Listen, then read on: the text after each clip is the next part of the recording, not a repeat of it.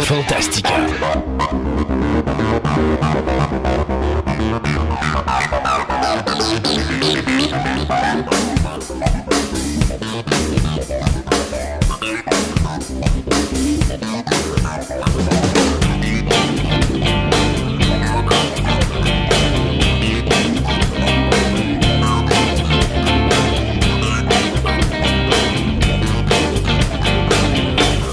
Bienvenue à vous tous à cette version abrégée de l'émission intitulée Fantastica. Mon nom est Christophe Lassens et il me fait grand plaisir de vous accueillir aujourd'hui pour vous présenter une des multiples chroniques réalisées dans le cadre de notre émission radio qui existe depuis 2003. Fantastica est une émission radio diffusée sur le web dans laquelle je m'entretiens pendant plus de 3 heures avec de nombreuses personnes qui nous parlent de diverses passions qui occupent notre quotidien de tous les jours. Au cours des années, nous avons amassé plusieurs centaines d'entrevues que nous vous présentons ici de façon individuelle avec des sujets qui passeront du cinéma à la musique, du jeu vidéo au comique et la bande dessinée, sans oublier des univers tels que l'astronomie, la mythologie, l'archéologie, la littérature, le paranormal et bien d'autres sujets.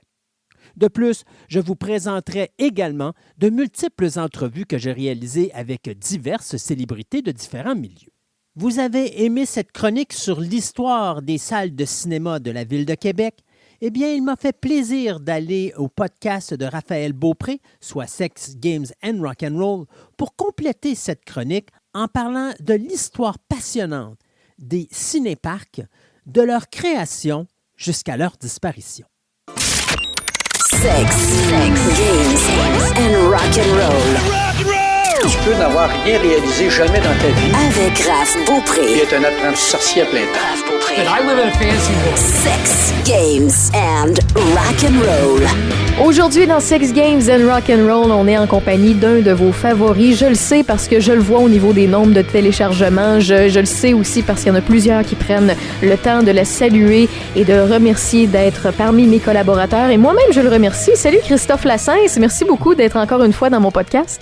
Ben, ça me fait plaisir, Raphaël. Moi, dès que je parle de cinéma, je m'amuse et je participe à 200%. Écoute, j'ai parlé de toi dans mes jours off. Là, tu vas dire que je travaille tout le temps là, parce que je sais que, en fait, mes podcasts sont intemporels, mais présentement, quand j'en enregistre, on est dans une semaine de vacances, puis ça a bien de l'air que j'en enregistre 16 cette semaine, fait que je suis pas vraiment en congé. Mais écoute, à chaque fois que je passe une semaine, en fait, normalement, à la radio, on est ensemble les mardis, puis on enregistre un autre mardi. Je pouvais pas me passer de toi, ça a de l'air, Christophe. Il faut croire, ce mardi, on donnera pas la journée, mais tout ça pour dire que Raphaël prenait des vacances, puis des vacances sans Christophe le mardi, ouais. Ça marche pas. Puis comme quand je te disais que j'ai parlé de toi dans un de mes jours off, là, en fait, il y a quelques heures à peine, c'est qu'on avait une discussion sur les bibles de date. Là. Quand je parle de bible, je parle d'humain. Là, c'est une façon figurée d'expliquer la chose. Et il y a souvent, au niveau des dates, des noms, de la mémoire dans un domaine particulier, on pense souvent à un Christian Page, par exemple, qui nous parle de paranormal à plusieurs télévisions, à la radio aussi dans le coin de Québec. Puis moi, ben, mon historien de cinéma, que je dis tout le temps la même chose, je dis, moi, il y a 2 personnes qui connaissent tout le temps les dates. T'as Christian Page, puis t'as Christophe Lassens. Puis avec Christophe Lassens, c'est la même affaire que Christian Page. Quand tu commences une entrevue ou un sujet, t'es laisses aller, puis quand t'as une question pertinente, tu poses des questions, sinon tu fermes ta gueule. Bon, mais c'est bien gentil, je vais non, mais vraiment, être associé à Christian Page, ça monte mon estime à un point tel que je pense que là, je suis dans mon studio au sous-sol, je pense que je serais plus capable de remonter au premier étage pendant Tu vas rester poigné dans le cadre de porte? Exactement. Bon, ben écoute, aujourd'hui, tu nous parles de cinéma, mais différemment un peu que d'habitude. On va parler de quelque chose qui a marqué toute une génération, qui a encore un petit peu lieu à quelques endroits, mais selon moi, c'est quelque chose qui manque à plusieurs et qui va rendre nostalgique à plusieurs personnes. De quoi on parle? Écoute, si je te disais, vous allez à cet emplacement-là, vous êtes 2 dans votre voiture et il y en a à peu près 15 dans le coffre arrière qui sont camouflés pour ne pas payer leur ticket d'entrée, ou encore, tout simplement, vous dites qu'en cette période de COVID, dans cette période de pandémie qu'on a vécue, c'était probablement la porte de sortie pour aller au cinéma en toute sécurité. vous aurez deviné qu'on va parler des cinéparcs. Oui, ben oui. Et puis, il y en a des choses à dire là-dessus. Puis, j'ai hâte de t'entendre parce que ça a eu une évolution, puis ça a marqué aussi l'industrie du cinéma. Et j'imagine que tu vas nous expliquer aussi pourquoi c'est disparu, la mort de tout ça, si c'est positif, négatif. Et j'ai plein de questions pour toi. Oui, non, c'est ça. Puis, on va vraiment parler les hauts, les bas des cinéparcs. Il y a vraiment les raisons aussi parce qu'il y a beaucoup de choses qui se passent au niveau du cinéparc que les gens ne vont pas catcher. Ils pensent tout simplement que, regarde, c'est des cinéparcs, c'est à l'extérieur. Mais il y a d'autres raisons politiques, il y a des raisons économiques, il y a des raisons aussi de véhicules. Parce qu'à un moment donné, veut pas, tu sais, il faut se ramener dans les années 50 où est-ce que là, les gens avaient des grosses voitures où tu étais installé confortablement. Là, soudainement, tu te ramasses dans des petites voitures compactes où est-ce que là, tu es deux dans l'auto puis c'est quasiment si tu as ton pied dans le visage de ton voisin à côté. Donc, tu n'es pas à l'aise, tu n'es pas confortable. C'est pas du tout la même façon de vivre l'expérience du cinéparc que dans les années 50. Donc, il y a une panoplie de choses, de raisons qui vont faire en sorte que le cinéparc va disparaître. Mais moi, je continue à dire que ça prendrait à tous les endroits un cinéparc. La pandémie nous le prouve. Si vous voulez aller au cinéma, tu sais, on avait des salles de cinéma fermées, on n'était pas capable de sortir. Le cinéparc était parfait pour ça. Tu pouvais aller dans ton auto, tu étais là, dans ton siège, tu avais ta nourriture si tu voulais, tu étais assis en toute sécurité. Il y a beau pleuvoir, who cares? Il neige, who cares? Tu es dans l'auto, tu es au chaud, tu es en sécurité et tu écoutes un bon film et ça te permet de sortir de la maison. Puis s'il est endormant, tu peux dormir puis personne ne s'en rend compte. Puis si tu es sur une date, tu peux frencher sans te faire regarder de travers. Dépendant de la période historique, je suis d'accord avec toi, mais il y a certains moments dans la période historique que tu vas voir que c'est plus compliqué que ça. OK, j'ai hâte de voir. Sais-tu que le 6 juin 2018, c'était le 85e anniversaire de ce qu'on appelle la tranche d'Americana, soit l'évolution ou la création plutôt du cinéparc. Aujourd'hui, il y a un peu moins de 300 cinéparcs qui existent à travers les États-Unis. Il y en a à peu près une centaine en dehors des États-Unis à travers le monde entier. Donc, c'est pas beaucoup. On parle de moins de 400 cinéparcs sur le monde, bien sûr. C'est pas beaucoup, ça. Non, mais qu'on connaît, là. Oui. Mais je te dirais que de tous ces cinéparcs-là, 75% sont des propriétés appartenant à des indépendants. OK. Donc, des amateurs de cinéma. Des gens qui croient que le cinéma doit continuer de cette façon-là parce qu'ils sont très rétro, ils se battent pour rester en vie.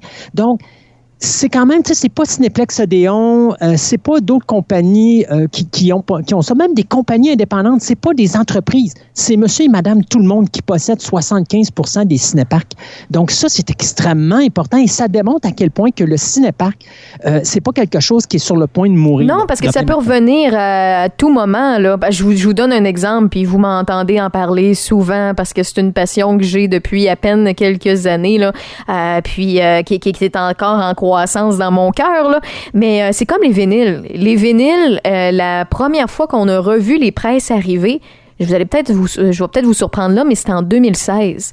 En 2016, il y a un homme, je me rappelle pas trop c'est où, me semble c'est aux États-Unis de mémoire, là, désolé, j'y vais vraiment de mémoire, qui a racheté une vieille place où il y avait des presses à vinyle, puis il a reparti la patente, et là, il y en a plusieurs qui faisaient des demandes à cette compagnie-là. Il y avait plusieurs personnes qui ont pogné le goût d'en faire aussi. Quand j'ai plusieurs personnes, des artistes bien évidemment, autant des repress là, donc pas je voulais dire des réimpressions là, mais des reprises là, je sais pas si c'est le bon terme, bref, des personnes qui voulaient sortir leur musique très très récente sous forme de vinyle pour rendre honneur à la musique puis l'évolution de la musique, le son puis la qualité. Puis après ça, on a des preuves depuis quelques mois.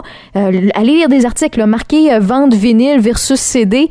Ça vend plus que des CD, ça bat des records. Les gens investissent envers leur band, leur groupe. Et c'est quelque chose qui était totalement mort. Il y a une époque où tout le monde jetait ça parce qu'ils se disaient, de toute façon, je vais l'avoir sur CD laser. D'autres disaient, je vais avoir ça de version numérique. Tout le monde jetait ça quand ça a une valeur de fou aujourd'hui et une popularité grandissante. Donc, les cinéparcs, là, ça peut reprendre vie justement grâce à des amateurs, grâce à des collectionneurs, des personnes qui adorent. En fait, les cinéphiles, finalement, peuvent faire revivre ça, là.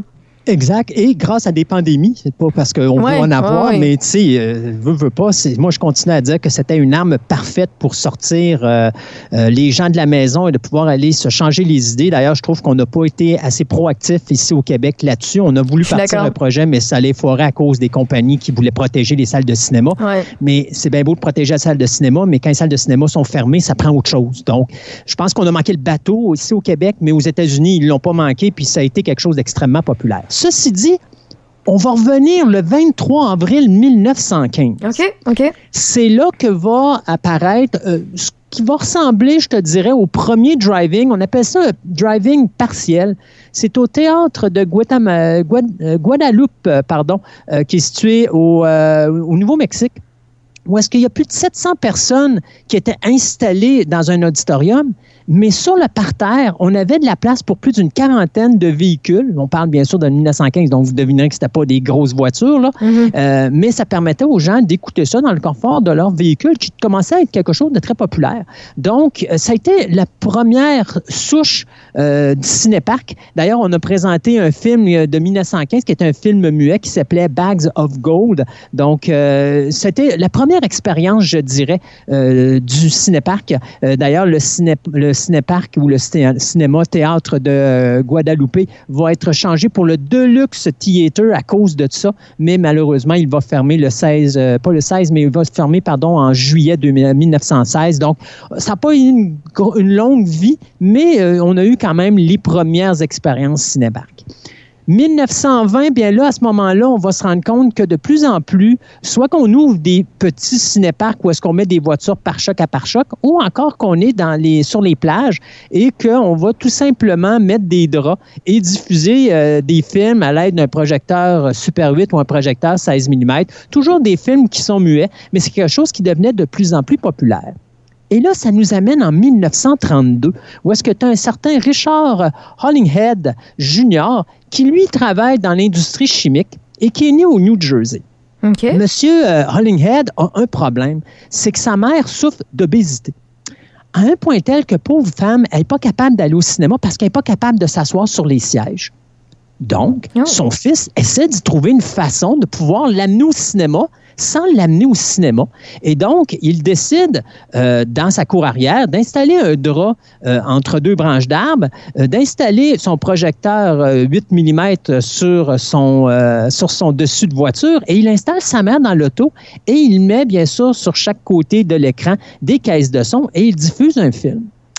Ça lui a donné à ce moment-là l'idée de dire, écoute, ma mère aime ça, puis il y a peut-être d'autres personnes qui ont cette problématique-là de ne pas pouvoir aller en salle de cinéma, mais qui aimeraient donc pouvoir avoir une expérience cinéma pareille. Là, il faut comprendre qu'on est dans les années 30. Le cinéma parlant est à ses débuts. Donc, on parle plus de films muets. Donc, c'est moins problématique. Vous savez, quand on met des caisses de son sur le côté, c'est pour mettre de la musique plus que d'autres choses. Donc, on n'a pas encore de problème de dialogue qui s'en viennent là. Okay. Ça va venir plus tard. Donc, il va faire des tests. Il va tester justement les niveaux sonores. Donc, à quel point que le son doit être fort si je laisse la fenêtre ouverte, mais que je ferme la fenêtre de mon véhicule. Jusqu'où ça va déranger l'environnement ou les voisins d'à côté. Maintenant, la distance entre chacun des véhicules, c'est quoi que ça prend pour pas que le véhicule d'en avant cache le véhicule d'en arrière. Puis à un moment donné, il va même travailler sur un système de rampe pour permettre justement une meilleure vision des spectateurs qui sont à l'intérieur des véhicules. Donc, ça va permettre de rapprocher les autos plus proches l'une de l'autre, donc d'avoir plus de monde dans le même endroit et de permettre à ce que tout le monde puisse voir ce qui se passe sur l'écran. Et donc, il va demander un brevet pour son invention qu'il va obtenir le 16 mai 1933. Okay. Et vous allez me dire, oui, mais tantôt, Christophe t'a dit que le 85e anniversaire, c'était le 6 juin. Oui, non, c'est ça.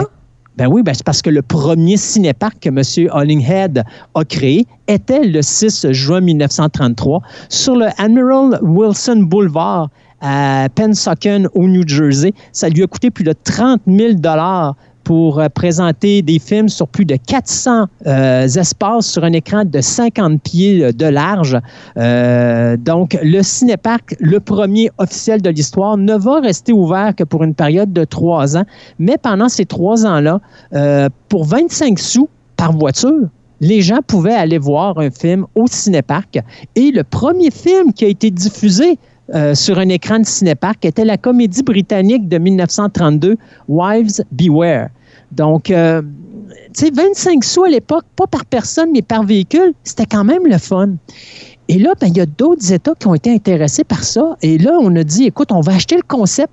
Et de 1934 jusqu'en 1939, on va voir la Pennsylvanie, Los Angeles, le Massachusetts, l'Ohio, la Nouvelle-Angleterre, la Californie, la Floride, le Maine, le Maryland, le Michigan, New York, le Texas et même la Virginie qui vont avoir leur propre cinéparc. Là, tu vas me dire, hey, écoute, là, c'est parti en fou, il doit y avoir plein de cinéparcs partout. Pas vraiment, parce qu'il faut se dire que là, on est dans la crise des années 30. Donc, la crise américaine des années 30, elle va ralentir l'expansion des cinéparcs. Mais il y a 2 points qui vont faire en sorte quand même que ça va forcer ces emplacements-là à créer des cinéparcs. D'abord, facile d'accès pour les familles. Et deuxièmement, ça coûte moins cher que d'aller au cinéma, parce qu'au cinéma, on paye par personne. Là, on paye par voiture. Donc, ça crée une certaine popularité. Mais c'est sûr, oui. Ouais, et la véritable popularité du cinéparc, tu devineras qu'elle va arriver après la Deuxième Guerre mondiale, parce qu'avant la Deuxième Guerre mondiale, il y a plus d'une centaine de cinéparcs au niveau national, donc à travers les États-Unis.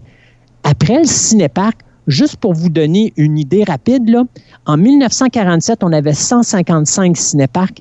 En 1951, il y avait 4151 cinéparcs aux États-Unis.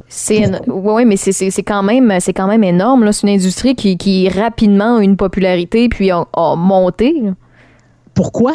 Parce qu'après la Deuxième Guerre mondiale, il y a eu un boom économique. D'abord, les militaires sont revenus à la maison, donc on a fait des familles.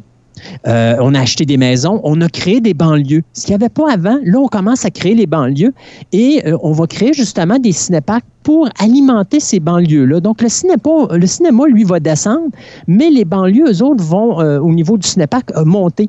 Et une des affaires qui est très intéressante aussi, c'est la popularité au niveau des achats de véhicules qui va survenir dès la fin de la Deuxième Guerre mondiale. Donc, à partir de 1945-1946, quasiment tout le monde va avoir une auto. Donc, c'est facile d'aller au cinéparc. Un autre avantage, c'est beaucoup moins coûteux pour ta famille d'aller au cinéparc que d'aller au cinéma parce que, bon, là, on a commencé à payer par personne, mais même encore, c'est beaucoup moins cher au cinéparc d'aller voir un film que d'aller au cinéma. Et en plus, écoute, quand les familles arrivaient là, d'abord, pour commencer, tu arrives avec tes enfants. Donc, c'est une sortie familiale. Faut dire que ça commence très tôt le soir, donc 7h, 8h. Et donc, les enfants arrivent déjà avec leur pyjama sur le dos. Mais les parents, tu sais, ça ne dérange pas. L'Amérique vit ça comme si c'est tout à fait normal parce qu'on sait que pendant la durée du cinéma ou du film, c'est possible qu'ils s'endorment.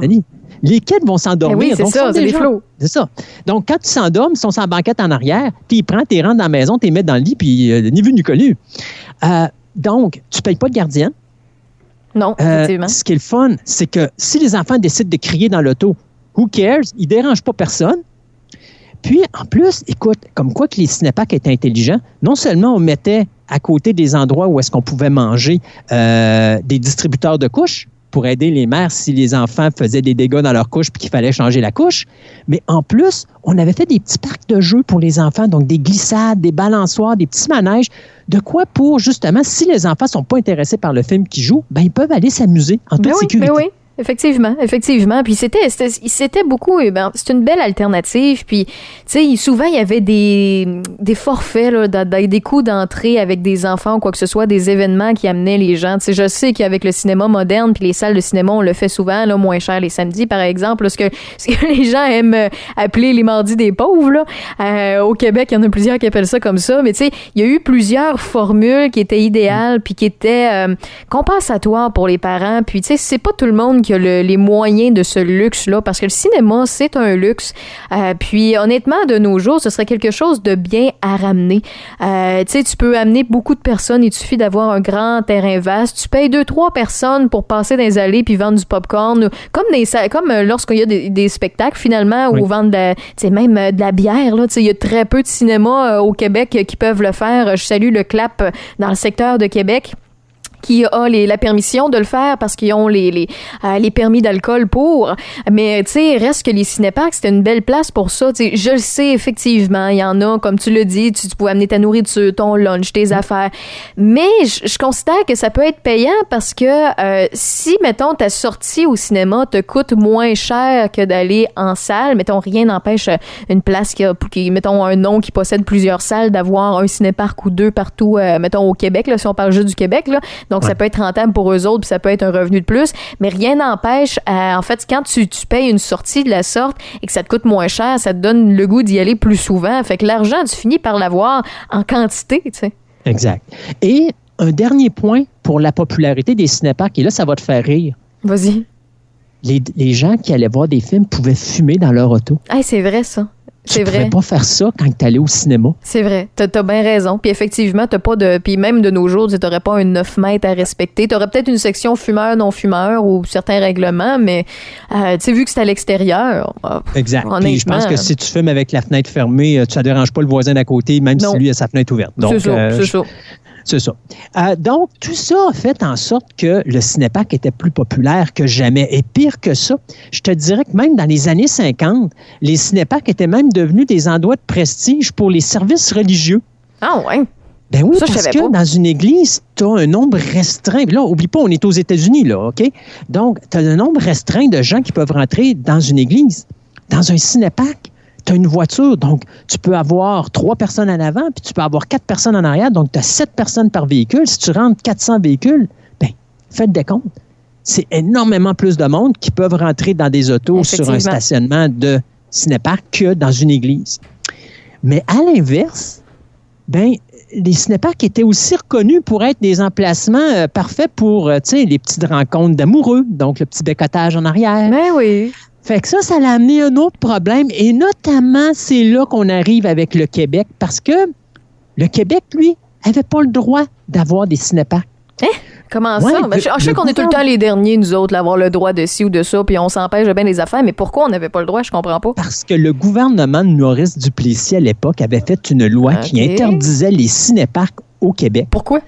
Parce que l'Église les jugeait vraiment pas fréquentables parce que c'était considéré comme des lieux de péché. Oh, come on. Je te jure. Hey, si les adolescents, là, allaient pas au cinéparc, mettons, pour aller se frencher, se bécoter un peu ou quoi que ce soit, ou ils allaient ailleurs, là, ils se trouvaient un stationnement quelque part, là, tu sais, ou ils se trouvaient un champ, là, pour, tu sais. Anyway, c'est con. C'est con. Qui n'a pas vu ces films américains où est-ce que là, tu sais, t'as un petit coin là avec une vue sur la ville, puis ils sont complètement dans le bois, puis toutes les voitures sont parquées un à côté de l'autre. Là, tout le monde font des bécotages jusqu'à ce que le char de police arrive en arrière, puis qu'ils mettent les lumières, puis que là, tout le monde sont bien corrects, puis que là, ils font juste relaxer, puis se parler, puis, tu sais, c'est fou ce que la religion, au fil des ans, nous a empêché de faire, hein, considérant que c'était le péché. J'en parle souvent dans les podcasts avec Eric Flynn quand on parle de musique, puis surtout dans le domaine du rock, là. À quel point que il y a eu des étapes de l'évolution de la musique rock et sans ces artistes-là, on n'aurait pas évolué en tant que société avec certains tabous au niveau de certaines restrictions religieuses. Tu sais, même danser à une époque, c'était vu comme étant qu'on était possédé du diable parce qu'on dansait sur des chansons qui avaient du swing un peu. Et là, je parle pas de quelque chose de ben hard rock, là. Je parle de rock and roll, là, donc puis je parle aussi dans l'époque du jazz, il y a eu cette espèce de vision-là, comme si le diable était dans la danse et dans la musique. Moi, c'est le genre de choses qui me fait rire. T'sais, de nos jours, on peut en rire parce qu'on considère qu'on a évolué dans le bon sens, mais c'est fou à quel point qu'il y a des générations qui se sont empêchées de plusieurs choses, alors qu'on s'entend-tu que c'est assez banal, là, se donner un petit bec puis danser un peu, là? C'est sûr. Mais, tu sais, d'ailleurs, si les gens voudraient voir, il y a 2 films qui peuvent bien représenter cet aspect-là entre la musique, justement, et la débauche religieuse. Tu as Dirty Dancing et tu as Footloose. Ben oui. Ah oui. parce que dans ces deux films-là, tu vois la confrontation entre l'aspect religieux et l'aspect musical. Donc, ça, ces deux films, si vous voulez voir un petit peu là, à quel point, surtout du côté des Américains, à quel point que c'était mal vu à certains niveaux, là, au niveau musical. Il y a même, dans Footloose, on le voit, là, c'est carrément une petite ville qui a une loi qui interdit les danses entre jeunes parce que ça va amener à la décadence complète. Fait que, oui, on n'a jamais dit que la religion était très intelligente, malheureusement. Oui, mais dire que nos débats de nos jours, c'est incroyable. Hein? J'ai parlé à quelques intervenantes avec la radio puis à des policières proche des jeunes. T'sais. Dire que présentement, aujourd'hui, nos combats de tous les jours, c'est d'essayer de bien éduquer les comportements sexuels à nos jeunes parce qu'ils ont accès tôt à la technologie et via la technologie à la pornographie, puis que certaines personnes, c'est qui sautent des étapes au niveau de l'éducation sexuelle. Puis dans le temps, on empêchait d'aller voir des films par peur qu'ils se bécotent, puis on avait peur d'écouter telle ou telle musique par peur qu'ils se mettent à danser un petit peu collés. Là. Hey, on est rendu loin. Là. Comparativement, je considère que le combat d'aujourd'hui est pertinent comparativement à l'époque, mais je le sais que chaque époque, chaque tabou, chaque mœurs, tu sais. D'ailleurs, tu vas remarquer que la race humaine est toujours aux extrêmes. Donc, on est passé d'un extrême à l'autre. Oui. Un jour, on va retourner à l'autre extrême. Ça, c'est sûr qu'on va y aller. Oui, on s'en rend compte de nos jours quand on parle de liberté d'expression puis de ce qu'on pouvait dire comme blague puis ce qu'on ne peut plus dire aujourd'hui. Fait qu'effectivement, on risque de devenir bien, bien prude un de ces quatre. Oui. On va aller dans les années entre 70 et 90 où là, on va voir le premier déclin des cinéparcs. Pourquoi? D'abord, on commence à avoir une densité des banlieues. Donc là, ce qui se passe, c'est comme il y a de plus en plus de gens qui restent dans les banlieues et donc la luminosité projetée par les écrans de cinéparcs qui sont à proximité commence à déranger le voisinage. OK. Puis d'ailleurs, ça amène à ça, parce que tu as beaucoup de cinéparcs. Quand on parlait de 4000, tu vois, il y a beaucoup de cinéparcs qui sont construits dans le même bassin de population. Alors, il commence à y avoir vraiment on voit arriver la pollution, justement, luminaire et sonore à cause, justement, de tous ces cinéparcs qui sont construits. Et donc, tranquillement, pas vite, on va les voir s'éliminer entre eux autres. Il y a aussi l'aspect du film qui sont présentés, qui doivent être des films pour tous. Et là, ici, on n'a pas cette problématique-là au Québec parce que la majorité des films sont pour tous. Mais je vais vous expliquer qu'aux États-Unis, l'âge est différent d'ici. Ici, vous avez des pour tous, des vrai. 14 ans et des 18 ans. Ça, c'était à l'époque des années 70. Aujourd'hui, on a pourtant un général, on a un 13 ans indicatif, puis on a un 16 ans et plus. Aux États-Unis, on a le G pour général, on a le AA pour Adult Accompagnement qui est 14 ans et plus, et Restricted qui est 18 ans. Ouais, mais tu as une petite parenthèse là-dessus. Oui. Plus jeune, ça m'est arrivé de faire face à un changement d'âge par rapport à un film concernant un changement de croyance, puis changement d'époque. Là. Oui. Puis écoute, je suis pas si vieille que ça quand même, là, mais je voulais acheter le premier Terminator. Puis sur l'emballage, j'ai pris le premier sur le bord, puis le premier emballage, il était marqué 16 ans, même pas 18 ans. Il était marqué 16 ans, mais sur toutes les autres, il avait remis un sticker par-dessus pour marquer 13 ans. Ouais. Puis quand je suis arrivée à la caisse, puis je suis venue pour l'acheter, j'ai dit, excusez-moi, j'ai sûrement pas pris le bon parce qu'il était marqué 13 ans, ces autres, puis j'ai pris le premier dans la pile qui me tombait sur la main en pensant pouvoir l'acheter, tu sais. Puis je pense que j'avais 14 ou 15 ans quand je suis venue pour l'acheter. Fait que j'avais pas l'âge du avant, quand on le permettait à 16, mais j'avais l'âge pour le nouveau sticker qui avait collé sur l'emballage scellé, tu sais. Fait que là, il y a un commis qui est allé en arrière vérifier les autres copies, prendre une bonne copie, puis effectivement me la vendre.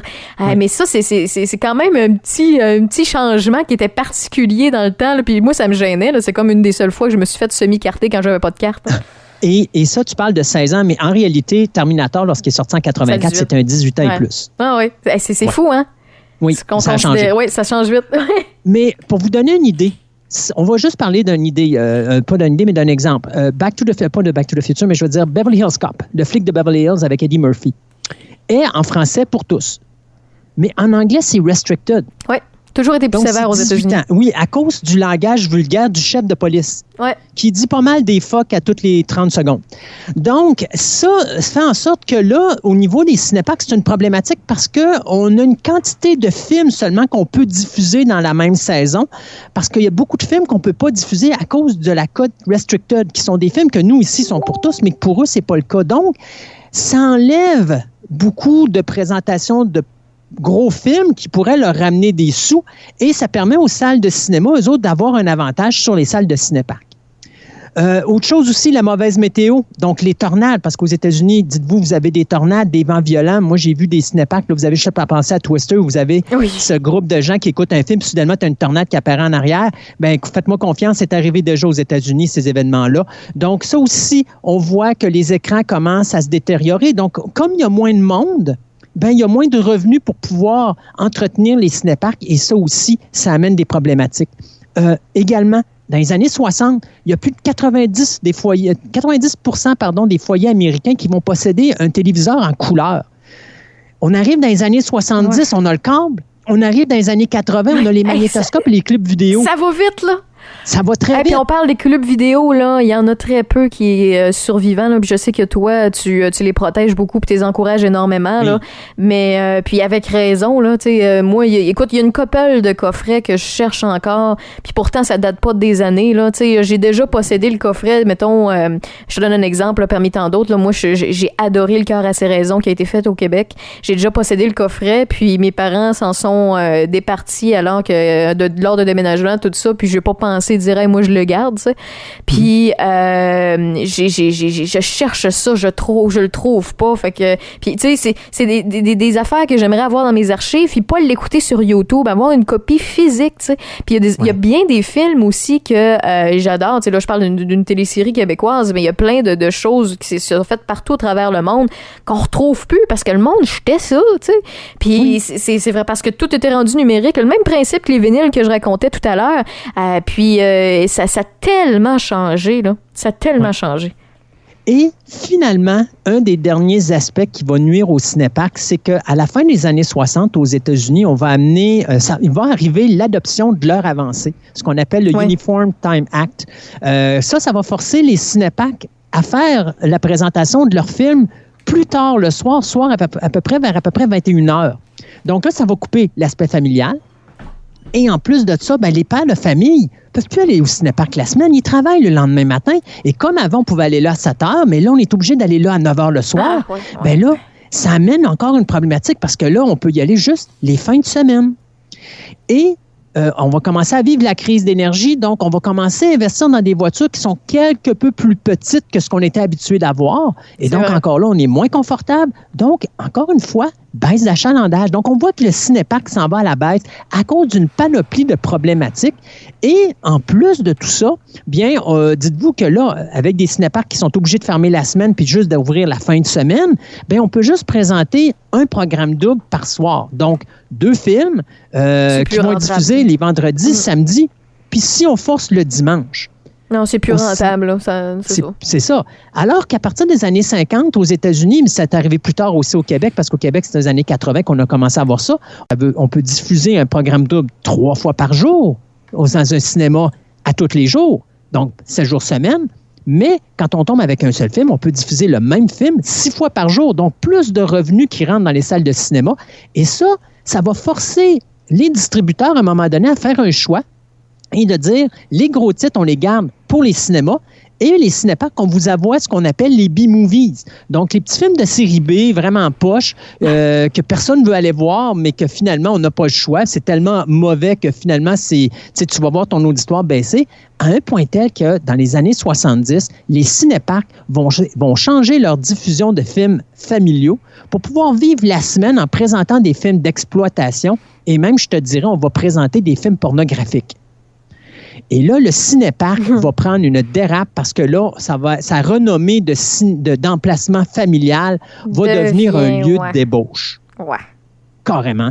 Et là, ben, tu vas avoir les jeunes, les ados qui vont vouloir payer très peu d'argent pour avoir une sortie. Donc, on va aller au cinéparc, comme j'expliquais tantôt avec le chum en arrière, dans le coffre arrière pour ne pas payer le billet d'entrée. Puis bon, on ne va pas vraiment regarder le film. Fait qu'on s'en fout d'aller voir des B-movies ou des films d'exploitation parce que l'objectif, c'est juste de bécoter sa blonde ou de bécoter son chum. Le reste n'a pas d'importance. Mais tu vois vraiment que là, on a pris une vraie dérape au niveau des cinéparcs. Mais là, pendant qu'aux États-Unis, c'est en train de déraper, au Québec, c'est le contraire. parce que là, on a l'implantation d'une loi en 1968 qui va permettre la construction des cinéparcs et les cinéparcs vont commencer à partir de 1970 dans la province. Et c'est vraiment drôle parce qu'il y a beaucoup de cinéparcs qui disaient on était le premier cinéparc à Québec, mais en réalité, le premier officiel cinéparc de la province de Québec, c'est à Saint-Georges-de-Beauce qu'il y a eu. Ah oui? Oui, il a ouvert en 1970. Puis là, tu as à peu près une douzaine de cinéparcs qui ont ouvert, genre style un par semaine, par la suite. Donc, tout a ouvert pratiquement un collé sur l'autre. Et en 1975, on pouvait dénombrer dans la province de Québec 28 emplacements cinéparcs dans lesquels il y avait plus de 34 écrans total. Donc, tu vois qu'il y avait en moyenne par semaine 1,6 million de personnes qui y allaient. Et dans les années 80, alors que là, c'est la dérape totale aux États-Unis, ici au Québec, c'est ce qu'on appelle l'âge d'or du cinéparc. Parce que là, on va se retrouver avec quelque chose comme plus de 71 écrans à travers la province de Québec. Et ce qui est encore plus drôle, c'est de savoir qu'au Québec, nous autres, il y a vraiment 2 cinéparcs qui sont importants à se rappeler, soit le cinéparc de Beauport, puis lui, comprenait 3 écrans, puis qui avait vu le jour en 1972, puis qui a été fermé en 1999. Mais le véritable cinéparc que tout le monde a connu, c'est le cinéparc de Saint-Nicolas, qui a été le premier cinéparc à être créé ici dans la ville de Québec, puis qui était probablement un des premiers parce qu'il a été créé en 1970 et qui malheureusement va fermer ses portes en 2014 lorsque Cinéplex Divertissement, qui était le propriétaire, a décidé de vendre le terrain à un promoteur qui, lui, va faire, bien sûr, de l'immobilier sur l'emplacement. Donc, au moment où on se parle, on compte à peu près, si je ne me trompe pas, je pense qu'il y a 12 écrans encore qui sont répartis sur 5 cinéparcs à travers la province. Je vous les nommerai un peu plus tard, là, je les ai toutes. OK. Du côté des États-Unis, ben là, on voit, tantôt on parlait de ce qui s'est passé avec le cinéparc de Saint-Nicolas, mais ça arrive aux États-Unis dans les années 80, c'est-à-dire que là, l'économie commence à vivre des problèmes. Il y a une montée des taux d'intérêt qui est énorme. Rappelez-vous ce que ça coûtait avoir une maison à l'époque. Et donc, d'avoir un terrain si vaste, alors que ça coûte très cher de taxes, puis que les taux d'intérêt pour payer l'hypothèque, c'est énorme, bien là, on va décider de revendre les terrains cinéparcs pour justement faire beaucoup d'argent, puis on vend les terrains. Donc, on fait une passe de cash, mais tranquillement, pas vite, on va voir les cinéparcs disparaître à un point tel qu'à la fin des années 80, aux États-Unis et au Canada, on va compter de moins de 200 cinéparcs existants. Ouf, OK. On est parti de loin, là. On avait 4100. Oui, on avait 4100, 200, ça. OK. OK. Dans les années 90-2000, là, il y a une nouvelle technologie qui arrive. On appelle la nouvelle technologie les projecteurs LCD, donc les projecteurs vidéo, et les transmetteurs micro-radio. Donc, ce qui permet d'entendre le son sur votre radio. Et ça va être le fun parce que ça va permettre justement au cinéparc d'amener une nouvelle technologie et d'amener une nouvelle clientèle. Donc, les baby boomers ou les boomers nostalgiques, moi, je les appelle les baby boomers technologiques, qui, eux, s'ennuient du cinéparc, ben là, ils vont revenir. Et là, il y a plein d'indépendants qui vont commencer à créer des nouveaux cinéparcs où est-ce qu'on va présenter des films indépendants, des films cultes ou des films expérimentaux. Ça, c'est des cinéparcs qu'on va appeler les guérilla drive-ins. C'est-à-dire que c'est des cinéparcs qui sont très petits. On comprend, il y a à peu près un maximum de 30 à 50 voitures qui vont se retrouver là. Et même que sur certains cinéparcs, on va offrir la possibilité d'avoir des sièges en avant de l'écran et en avant des rangées de véhicules pour que les gens puissent écouter le film dehors, comme au cinéma. OK. Et donc, ça va remonter jusqu'à vers la fin des années 2006, où là, on va compter plus de 500 théâtres ou 500 cinéparcs, à travers les États-Unis. Et c'est à peu près dans cette période-là aussi qu'il va y avoir un rebond de popularité et au Canada et en Australie, mais pas assez pour dire que c'était notable, mais juste pour dire qu'on voit quand même que le cinéparc va faire un regain dans les années 90-2000, mais quand on arrive vers le milieu des années 2000, ça reprend encore une dérape parce que justement, difficultés économiques arrivent de nouveau. Là, on arrive avec les véhicules très compacts, là, les petites voitures, là, genre les Hyundai, puis les Honda Versa et tout le kit, là, ou les Micra plutôt. Donc, ce genre de petits véhicules-là, très, très courts, là, c'est tout juste si les gens ne vont pas avoir des mini-Austin. Là. On est quand même loin de la Smart, tu sais. Oui, effectivement, il y avait la Smart. Donc, En 2013, aux États-Unis, on calcule qu'il y a 1,5% de la totalité des écrans de projection aux États-Unis sont des cinéparcs. Donc, il y a moins de 348 cinéparcs actifs aux États-Unis. Le montant va descendre à moins de 300 en 2018. Donc, là, tu as l'ère numérique qui va arriver. Les cinémas, eux autres, vont s'adapter tout de suite, mais les cinéparcs ne seront pas capables de suivre parce que ça va coûter beaucoup trop cher. Donc, nouvelle technologie. Tu vas avoir les écrans qui vont commencer à se délabrer. Donc, il va falloir réinvestir dans les équipements, réinvestir dans les écrans, trouver une manière plus sécuritaire de mettre tes écrans pour qu'ils t'offrent le plus longtemps possible parce que les vieux cinéparcs commencent à voir leurs écrans s'effondrer parce que les structures métalliques sont en train de rouiller. Avec le temps, là, écoute, on parle de 80 ans. Là. C'est ça. Donc, tu sais, tu as la neige, tu as ci, tu as ça. Alors, tranquillement, pas vite, il faut réinvestir. Donc, on voit vraiment que là, on n'est plus capable. Et en plus, les coûts fonciers pour un terrain, c'est de plus en plus élevé, ce qui fait qu'on a beaucoup de difficultés à garder les cinéparcs. Mais quand même, l'arrivée du COVID va redonner un boost au niveau du cinéparc au niveau des États-Unis, ce qui nous laisse présager que quelque part, c'est quelque chose qui va rester. Mais ici, on sait que, comme je vous disais tantôt, là, il y a moins de 5 cinéparcs qui existent. Là. Il y en a un à Saint-Eustache, il y en a un à Orford, il y en a un au Mont-Saint-Hilaire, il y en a un à Valmorin, puis il y en a un à Grande-Rivière. Donc, c'est les derniers cinéparcs qui restent au Québec. Puis si tu me permets, là, avant qu'on termine, là, je ferai un petit tour du reste de la planète. Oui, c'est clair. Je te dirais qu'en Australie, le premier cinéparc est arrivé en 1954. Et aujourd'hui, on calcule que, alors qu'en les années 60, il y avait plus de 330 cinéparcs qui existaient en Australie, il en reste à peu près une douzaine là-bas. OK. En Allemagne, on calcule que le premier cinéparc a ouvert en 1960. Il y avait plus de 80 cinéparcs en 1980. Là, aujourd'hui, je ne sais plus si le montant est toujours le même, mais moi, d'après moi, ça va diminuer. Du côté de Rome, c'est en 1954 qu'on a eu le premier cinéparc. Du côté de Madrid, en 1979. La France s'est armée d'un cinéparc en 1967. La Russie s'est allée en juin 1999. Bruxelles, elle, c'est en 2007. Et en Irlande, le premier drive-in est arrivé en 2010. On va remonter en 1961 pour la Grèce, mais pour vous montrer à quel point le COVID est devenu important, en Iran, en 2020, on a présenté un premier film dans un premier cinéparc pendant justement la pandémie du COVID-19. C'était le film Exodus. Et en Philippines, eh bien, le premier cinéparc est venu au monde le 31 juillet 2020. OK. Fait que ça veut dire qu'il y aurait peut-être une remontée de popularité, une possibilité que certains soient passionnés cinéphiles ou bien déjà propriétaires de salles de cinéma ou de spectacle même décident d'investir dans un cinéparc finalement. Et il faut le faire d'une façon intelligente. Moi, je pense qu'il y a de la place pour ça. Tu sais, en Chine, c'est en train de créer une popularité monstre parce que justement, les cinémas, les gens les ont délaissés. On a peur un petit peu en Chine, donc on veut retrouver une certaine sécurité. Le cinéparc est un endroit sécuritaire. Donc, oui, il y a une façon de le faire, mais je pense qu'il va falloir utiliser la tête pour trouver des manières intéressantes d'amener les gens au cinéparc.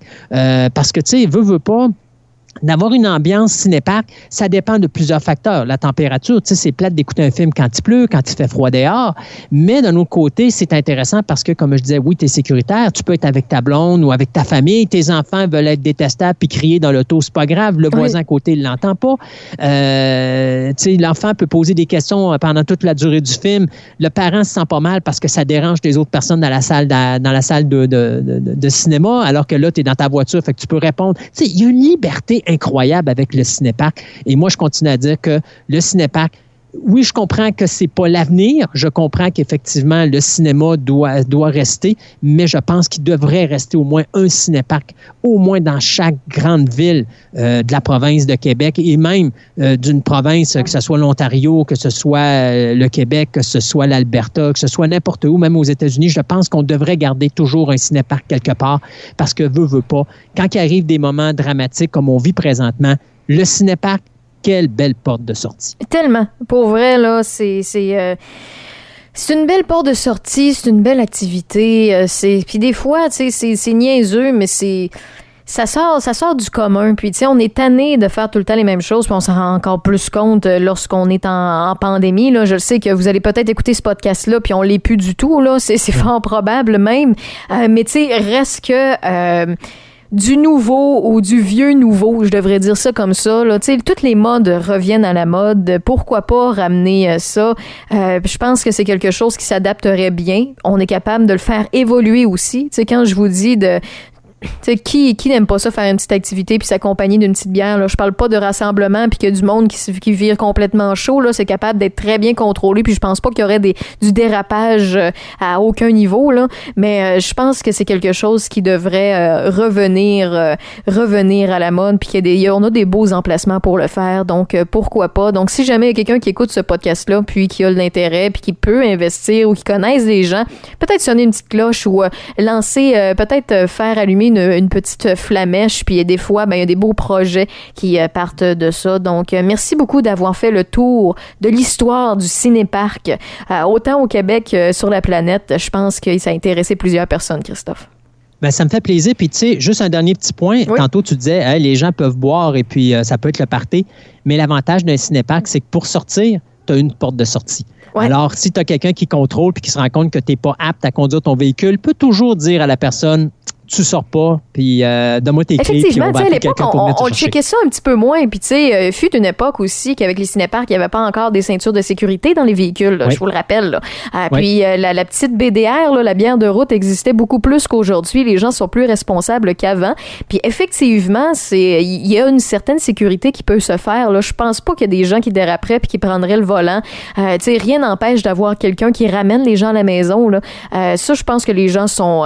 tu sais, la grande majorité sont responsables. Puis effectivement, ça pourrait être une des responsabilités de l'endroit de vérifier que la personne est apte à retourner chez elle. Et si vous voulez vous amuser, allez sur YouTube, juste marquer Drive-In Publicity ou publicité de cinéparc et vous allez voir des vieilles affaires qui sont faites pour les cinéparcs et c'est vraiment adorable de revoir et de remonter dans les années 50-60. J'ai un podcast où est-ce que justement je m'amuse à mettre des publicités comme ça à travers, là, notamment une gang de moustiques qui décide d'attaquer les spectateurs d'un cinéparc avant de se rendre compte que finalement ils avaient acheté justement au petit restaurant du coin de quoi pour justement combattre les moustiques. Et puis finalement, ils se rendent compte que c'est un guet-apens et puis ils se font écraser. Mais tu sais, il y a des belles petites affaires qui sont super le fun dans les cinéparcs. Donc, il y a toujours encore des possibilités d'aller voir ces choses-là sur YouTube. Il y a plein de belles petites choses pour vous rappeler l'ambiance de c'est quoi. Puis ceux qui n'ont jamais connu ça, regardez des films, des fois, ils ramènent les cinéparcs. Là, je pense juste à Explorers à un moment donné où est-ce que tu as ce vaisseau créé par les petits garçons là, qui passent devant l'écran d'un cinéparc. Tout le monde pense que ça fait partie de l'effet spécial parce qu'il est en 3D, alors qu'en réalité, c'est un vrai vaisseau. Mais tu sais, vous avez cette ambiance-là de cinéparc qui est là, puis c'est vraiment plaisant. Oui, effectivement. Ben merci encore une fois. Fait qu'on se dit à un prochain podcast. Toujours. Puis si on veut te suivre, Christophe Lassens, on fait comment? Oh mon Dieu, il y a plein de choses. Vous pouvez me suivre sur Fantastica Radio Web où est-ce que je fais un podcast de 3 heures pour les passionnés en parlant de différentes passions. Et puis de l'autre côté, j'ai Programme Double où est-ce que je fais l'histoire de 2 films, où est-ce que j'ai l'ambiance justement de cinéparc. Donc ça sent le cinéma, ça respire le cinéma, vous allez en apprendre sur le cinéma. Donc même chose, vous allez tout simplement sur fantasticaradioweb.com, vous avez la section podcast, puis vous allez voir Programme Double apparaître, vous cliquez là-dessus et vous avez accès à tout ça. Donc, plein de belles choses pour le monde qui aime le cinéma. Ben merci beaucoup. Ben c'est moi qui t'en remercie, Raphaël. Salut.